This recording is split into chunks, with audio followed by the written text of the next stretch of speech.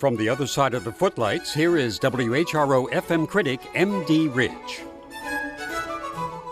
There aren't enough synonyms for excellence in the thesaurus to adequately describe the performance of the Verdi Messa di Requiem Mass, presented March 18th by the Virginia Symphony, conducted by Joanne Folletta, with the Symphony Orchestra Chorus and a quartet of superb soloists. Powerful and breathtaking are the only words that even come close. It stands to reason that Verdi, that master of melody and drama, would have composed a Requiem Mass of sumptuous melodies, dramatic choral work, and challenging solo parts. It was written to commemorate the death of Italian poet and novelist Alessandro Manzoni at a time when women were not allowed to sing Catholic ritual music. Yet the composer, who was an agnostic, wrote for 2 soprano soloists as well as tenor and bass, and included female voices as well as male voices in the double chorus. It was first performed in 1874 in Milan's Church of San Marco, which did not allow applause.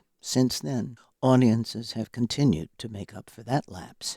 I haven't heard a mezzo like Susan Platt since I last heard Frederica von Stade. Not that Platt sounds like von Stade. No, Platt sounds like herself. But that sound is extraordinary. Pure, rich, beautiful, soaring, with a riveting simplicity of communication. At first, soprano Jennifer Check had a rather wide vibrato singing full voice, but her voice warmed and smoothed out until, in the final movement, Libera Me, she shone like the Hope Diamond. She and Platts made their Ricordare duet utterly exquisite. Tenor Charles Reed sounded Italian. That seamless joining of high and low registers with unforced, expressive, elegant, emotional power, and that doesn't come along every day. Bass Kevin Dean's performance lost nothing by not being flashy. It was majestic musicianship, solid, attentive to text and diction, and supportive of the other 3 voices. Now, that's common to hear major choral works with soloists who may never have been in the same room before and sound like it, unfortunately. This definitely was not the case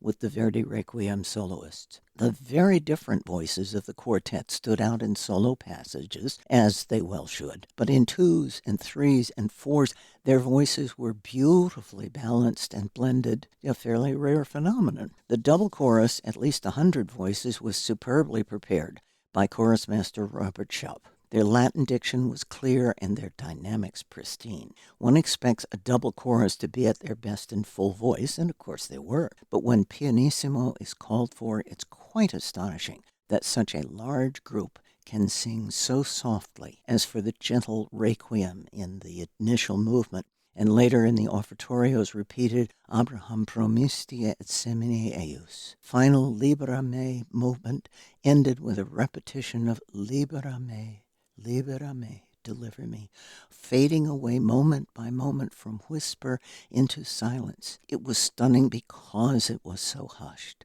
perfectly delineating the mood of the text. Folletta's conducting was energetic and vividly clear. She was in firm control of the score's dramatically fluctuating dynamics and brought out everything that chorus and orchestra had to give, deftly avoiding pitfalls and communicating her confidence that the superbly trained musicians and singers would create magic. Brava, maestra, brava.